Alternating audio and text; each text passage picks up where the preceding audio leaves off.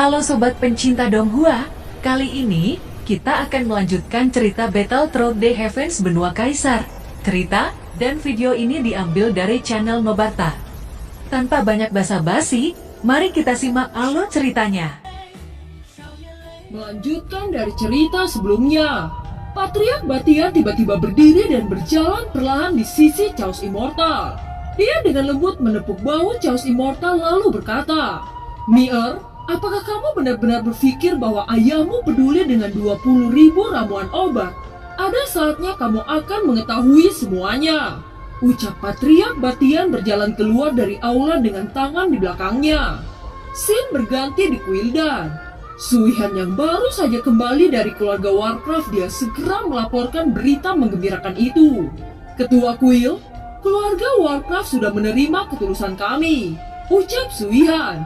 "Bagus, ini sesuai dengan apa yang diharapkan. Xiaoyan, sebentar lagi Xiaofu Mansion Anda akan lenyap dari benua ini. Saya secara pribadi akan membawa kepalamu untuk membalas semua dendam ini," ucap Ketua Quildan dengan penuh kebencian. Sekarang Quildan dan Xiaofu Mansion telah menyatakan perang skala besar, dan berita itu sudah menyebar ke seluruh kota raksasa. Quildan memutus pasokan pil di kota Cuceng bukan tanpa alasan. Ini merupakan trik yang direncanakan Quildan. Dengan berhentinya pasokan obat, maka kekuatan besar yang mengandalkan pil untuk bertahan hidup, mereka semua berpaling ke Quildan untuk mendapatkan beberapa pil dengan cara ini. Scene berganti di atas Fu Mansion. Lubang cacing berputar dan sosok Xiaoyan muncul di atas lubang cacing. Dia menghadap ke Xiaofu Mansion dan melirik ke sekelilingnya dengan ekspresi suram. Dia menemukan bahwa Xiaofu Mansion pada saat ini sangat sepi. Hanya ada sejumlah kecil penjaga yang berjalan di dalamnya. Dan mereka yang terikat pada beberapa toko kecil di luar Xiaofu Mansion telah tutup. Bahkan seluruh area di mana Xiaofu Mansion berlokasi juga kosong. Xiaoyan melintas dan dengan cepat kembali ke Xiaofu Mansion.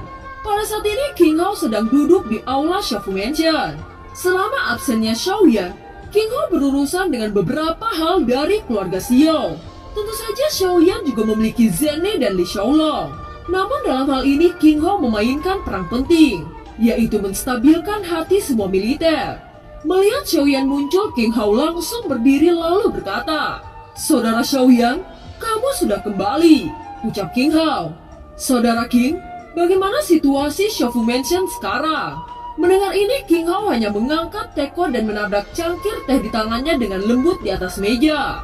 Cangkir batu giok bertabrakan dengan meja teh dan kemudian perlahan-lahan memandang Xiaoyan. Dengan sedikit senyum di sudut mulutnya, dia bertanya, "Xiaoyan, kamu bisa memberitahuku bahwa jika cangkir batu giok ini bertabrakan dengan meja batu, maka siapa yang akan hancur?" Ucap King Hao tampak sangat santai. Xiaoyan tidak bisa melihat perasaan perang yang sedang terjadi. Bagaimana Xiaoyan tidak terpana dengan sikap King Hao? Segera dia mengikuti arus saat menjawab, "Tentu saja yang hancur cangkir teh giok. Dalam kasus apapun cangkir giok mustahil untuk bertarung melawan meja batu. Bahkan jika itu benar-benar memungkinkan untuk bertarung, maksimal meja tersebut hanya memiliki goresan, dan cangkir giok akan pecah. Meskipun meja memiliki goresan, tetapi itu masih sebuah meja," ucap Xiaoyan dengan ekspresi suram. Cangkir giok dan meja batu yang diumpamakan King Hao adalah Xiaofu dan Quildan. Semuanya seperti telur dan batu. Namun meski begitu, Xiaoyan masih menatap King Hao dengan wajah aneh, seolah-olah ada sesuatu makna besar dalam pertanyaan ini. King Hao menyesap teh lalu berkata, "Apakah Anda tahu bahwa di dalam cangkir giok ini ada teh di dalamnya? Teh ini sangat berharga dan tidak bisa menyentuh meja," ucap King Hao. "Saudaraku, apakah artinya tiket kemenangan ada di tanganmu?" Ucap Xiaoyan secara alami mengerti apa yang ingin diungkapkan oleh King Hao. Sekarang Xiaoyan baru saja kembali. Dia tidak tahu bagaimana situasi saat ini dan tidak tahu apa yang dilakukan oleh King Hao. King Hao berpikir sejenak lalu memandang Xiaoyan untuk berkata, "Quildan hanya menyadari bahwa situasi hari ini tampaknya memiliki keuntungan besar bagi Quildan. Tetapi sebenarnya Quildan tidak tahu bahwa ia secara bertahap berada di tempat permainan catur mati berikutnya. Dan Anda hanya butuh bantuan nyala api untuk mendorong Quildan ke catur mati ini. Pada langkah ini Anda dapat mengatakan bahwa tiket kemenangan ada di tangan Anda, ucap King Hao. Kemenangan ada di tangan Shofu Mansion, ucap Xiaoyan sedikit bingung. King Hao mengangguk dan kemudian melanjutkan. Saat ini hanya Xiaofu dan klan Iblis Darah yang menyatakan musuh melawan Quildan. Sedangkan keluarga Warcraft dan ras manusia tidak menyatakan posisi mereka. Sikap ambigu mereka membuat Quildan merasa bahwa mereka tidak akan campur tangan dalam masalah ini lagi. Sekarang Anda hanya perlu menunjukkan bahwa Anda dan Xiaofu sekarang terisolasi oleh ketidakberdayaan. Saya sudah melakukan semua yang saya bisa untuk membantu Anda, sehingga Quildan tidak akan ragu untuk memulai perang. Saya berani mengatakan dalam perang nanti Quildan tidak akan ada lagi di benua ini, ucap King Hao dengan sangat tegas saat mengatakan bahwa Quildan akan lenyap. Selama bertahun-tahun Quildan terlalu nyaman dan kesombongannya telah membuat marah banyak kekuatan. Mungkin karena Quildan telah memonopoli semua obat mujarab di pasar. Sekarang kesempatan ada di depannya. Xiaofu telah menjadi sumbu, dan beberapa kekuatan utama akan bernegosiasi secara pribadi untuk bersama-sama melawan musuh. Xiaoyan akhirnya teringat kenapa Patriark Batian klan Warcraft menerima tawaran Quildan sebelumnya. Sebenarnya ini sudah berada dalam skenario King Hao. Kegaguman muncul di mata Xiaoyan saat melihat King Hao. Namun tiba-tiba Xiaoyan mengingat sesuatu dan segera dia bertanya, "Saudaraku, mengapa Quildan memulai perang secara tiba-tiba? Dan mengapa dia begitu bersemangat untuk bertarung melawan Shofu Mansion?" tanya Xiaoyan. Di matanya kamu sudah membunuh Dandan. Bagaimana ketua Quildan itu tidak meledak dengan kemarahan? Ucap King Hao. Dandan sudah mati, ucap terkejut Xiaoyan. Saat itu Xiaoyan tahu jika dia membunuh Dandan maka Quildan akan mati-matian berperang melawan Shofu Mansion. Oleh karena itu Xiaoyan tidak membunuh Dandan karena mempertimbangkan kekuatan Quildan. Namun bagaimana bisa peristiwa yang dia hindari justru akan terjadi? Segera dia sekali lagi menatap King Hao saat bertanya, "Saudaraku, bagaimana mungkin Dandan bisa mati?" ucap Xiaoyan. "Saya mendengar bahwa dalam kematian Dandan dia menderita banyak luka oleh pembakaran api surgawi. Apakah ada orang lain yang memiliki api surgawi selain Anda?" ucap King Hao. "Saya memang melukainya dengan nyala api saya ketika pertempuran itu terjadi. Namun meski begitu saya tidak mengambil nyawanya. Bagaimana dia bisa mati dan diketahui oleh Quildan?" tanya Xiaoyan merasa bahwa ada sesuatu yang salah. "Saudaraku, saat itu Dandan memang tidak mati dalam pertempuran. Namun ketika Dandan akan dibawa pergi ke Shofu Mansion oleh seseorang dari keluarga Z, orang yang bernama Guyen itu menculik dan membunuhnya sekaligus Dandan. Tentu saja alasan Guyen membunuh Dandan hanya untuk membuat tangan Quildan menuding Anda," ucap King Hao. "Jadi Guyen yang berada di balik semua ini. Tidak heran Quildan menjadi sangat gila," ucap Xiaoyan mendengus dingin. Saat ini Quildan melakukan segala cara untuk mendapatkan dukungan dari kekuatan utama di kota Jucheng. Tetapi banyak pasukan utama di kota Jucheng yang belum menyatakan posisi mereka. Sekarang Quildan juga menyatakan dengan tegas jika kekuatan utama tidak memberikan jawaban maka dalam waktu dekat Quildan akan menyerang Shofu Mansion, ucap King Hao. Mendengar ini Xiaoyan hanya mengangguk. Setelah itu dia menoleh ke Zenny saat berkata, "Zenny, gerakan semua sumber daya Shofu Mansion. Lakukan yang terbaik untuk membujuk kekuatan yang berada di kota Jucheng. Beri mereka keuntungan melebihi apa yang diberikan oleh Quildan. Kita akan memberitahu Quildan jika Shofu Mansion bukan kekuatan yang mudah untuk diprovokasi," ucap Xiaoyan. "Saudaraku, Shofu Mansion adalah kekuatan yang berdiri tegak di kota Jucheng. Meskipun Xiaofu baru saja didirikan tetapi itu tumbuh dengan cepat. Bahkan banyak kekuatan yang sudah didirikan selama ratusan tahun tidak sebanding dengan Shofu Mansion. Dalam hal kekuatan dan kekayaan itu memang ide yang bagus untuk memberitahu Quildan jika kekayaan Shofu Mansion sebanding dengan Quildan," ucap King Hao. "Bagaimana dengan kondisi tim utama saya sekarang?" tanya Xiaoyan. "Tenang, berkat bantuan klan Yao, King Mu'er, Longyang dan yang lainnya sembuh dengan cepat. Bahkan mereka semua akan menembus bintang 7 dalam waktu dekat ini," ucap King Hao. Bagus, kalau begitu sekarang saya akan memasuki ruang latihan untuk melakukan retret. Saya berharap bisa meningkatkan kekuatan sebelum bertarung dengan Kuildan, ucap Xiaoyan. Mendengar kata-kata Xiaoyan, King Hao menganggukkan kepalanya. Dia sekilas merasakan bahwa kekuatan Xiaoyan seperti ingin menembus Dodi bintang 7 puncak. Melihat kecepatan perkembangan Xiaoyan membuat King Hao tak berdaya. Ketika anggota Xiaofu Mansion mendengar bahwa Xiaoyan sudah kembali, seketika semangat mereka kembali ke puncaknya. Xiaoyan adalah ujung tombak dari Xiaofu Mansion dan juga merupakan keajaiban di hati banyak orang. Oleh karena itu, berita kedatangan Xiaoyan membuat semua orang lebih percaya diri dalam menghadapi Kuildan.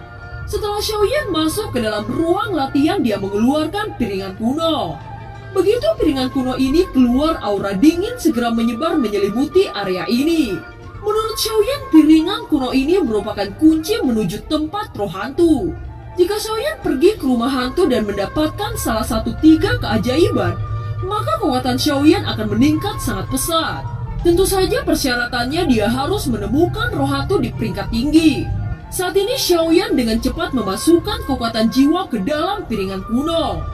Saat Xiaoyan memasukkan kekuatan jiwa ke dalam piringan kuno, dia merasa ada energi misterius yang menghalangi kekuatan jiwanya.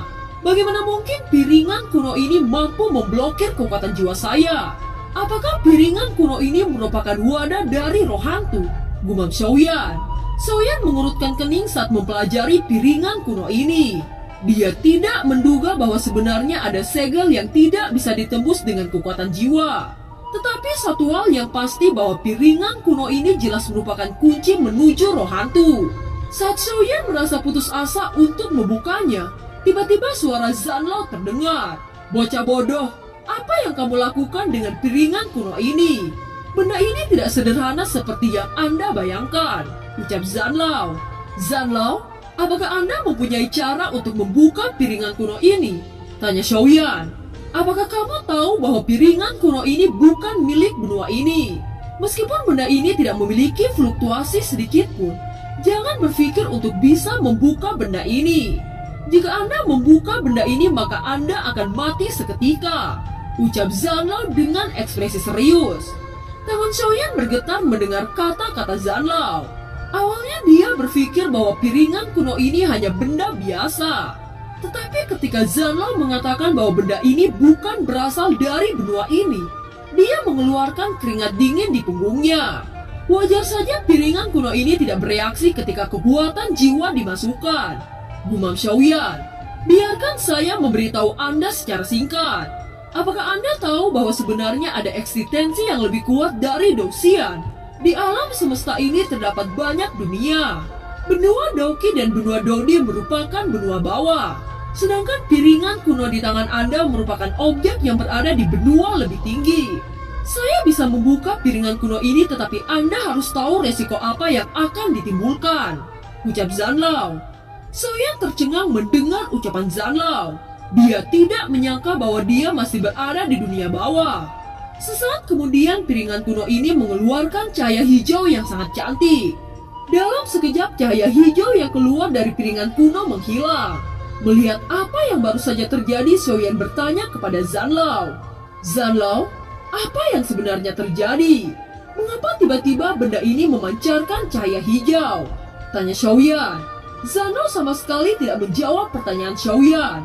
Dia mengguncang tubuhnya dan masuk ke dalam pagoda emas. Pada saat ini dahi Xiaoyan sudah ditutupi oleh keringat dingin. Dia terus menatap piringan kuno dengan serius. Xiaoyan tidak berani menurunkan kewaspadaan terhadap benda misterius ini. Saat ini di belakang pintu ada suara akrab yang terdengar. Pada saat yang sama Xiaoyan segera memasukkan piringan kuno ke dalam cincin spasial. Setelah itu terlihat sosok cantik Sun Er memasuki ruangan pelatihan dan berkata dengan lembut. Xiaoyan Gege, apakah Sun Er mengganggu Anda? Tanya dari Sun Er. Xiaoyan tersenyum dan langsung memeluk Sun Er lalu berbisik dengan suara pelan. Saya selalu merindukan Anda. Bagaimana mungkin saya menilai bahwa Anda mengganggu saya? Ucap Xiaoyan mengusap rambut halus Sun Er. Sun Er tersenyum dan terhanyut dalam pelukan Xiaoyan. Namun Sun Er tiba-tiba melihat cahaya hijau yang terpancar dari cincin spasial yang dipakai Xiaoyan. Sun Er yang melihat ini dia merasakan tarikan yang kuat oleh piringan kuno. Dengan cepat piringan kuno itu menelan tubuh Sun Er. Kejadian itu terlalu cepat. Bahkan Xiaoyan tidak dapat bereaksi dengan tepat waktu. Dia segera mengeluarkan semua kekuatannya untuk mengeluarkan Sun Er. Tetapi tidak peduli seberapa keras Xiaoyan melakukan itu sama sekali tidak merubah keadaan. Bajingan, apa yang sebenarnya terjadi? Teriak Xiaoyan seketika menjadi sangat marah. Dia tidak menduga bahwa piringan kuno ini bisa keluar dari cincin spasial. Apapun yang terjadi, saya harus menyelamatkan Sun Er. Teriak Xiaoyan terus meneriakkan kalimat ini. Tiba-tiba Xiaoyan membuka mata dan dia mendapati bahwa dia hanyalah ilusi. Secara anehnya dia sekarang berada di aula Shofu Mansion. Teriakan Xiaoyan secara alami mengkhawatirkan Zenny dan King Hao.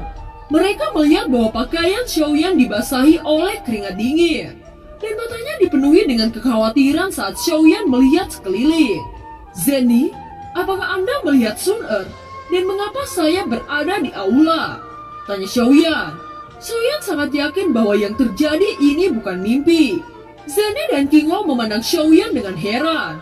Sebenarnya apa yang terjadi dengan Xiaoyan? Xiaoyan, ketika kami memasuki aula, Anda sudah berada di sini dengan keadaan tertidur. Sedangkan Sun Er berada di kamar sepanjang waktu ini, ucap Zenny. Xiaoyan mendengar ini langsung berlari ke kamar Sun Er. King Hao dan Zenny tidak tahu apa yang terjadi pada Xiaoyan. Mereka bergegas untuk melihat apa yang dilakukan Xiaoyan. Ketika Xiaoyan sudah tiba di kamar Sun Er, dia terkejut bahwa Sun Er benar-benar tidak ada. Melihat ini hati Xiaoyan seperti tertimpa oleh batu besar. Xiaoyan, apa yang sebenarnya terjadi? Tanya Zenny dan King Hao. Xiaoyan hanya terdiam dengan ekspresi wajah suram. Dia bahkan tidak mengerti apa yang sebenarnya terjadi. Apakah piringan kuno itu membawa Sun Er ke benua yang lebih tinggi? Xiaoyan, tolong katakan kepada kami apa yang sebenarnya terjadi. Jangan membuat kami semakin kebingungan, ucap Zenny dan King Hao. Sun Er tiba-tiba menghilang, ucap Xiaoyan. Xiaoyan tidak berani terus terang kepada Zenny. Oleh karena itu Xiaoyan hanya mengucapkan kata-kata ini secara singkat. Jika Xiaoyan mengatakan yang sebenarnya kepada Zenny, mungkin Zenny tidak akan mempercayainya. Apakah Quildan menculik Sun Er? Jika Quildan melakukan ini, maka kita harus membuat rencana untuk menyelamatkan Sun Er, ucap King Hao. Xiaoyan menggelengkan kepalanya. Katakan yang sebenarnya apa yang terjadi dengan Sun Er. Tidak peduli apa yang terjadi, saya akan membantu Anda untuk menemukan Sun Er, ucap King Hao.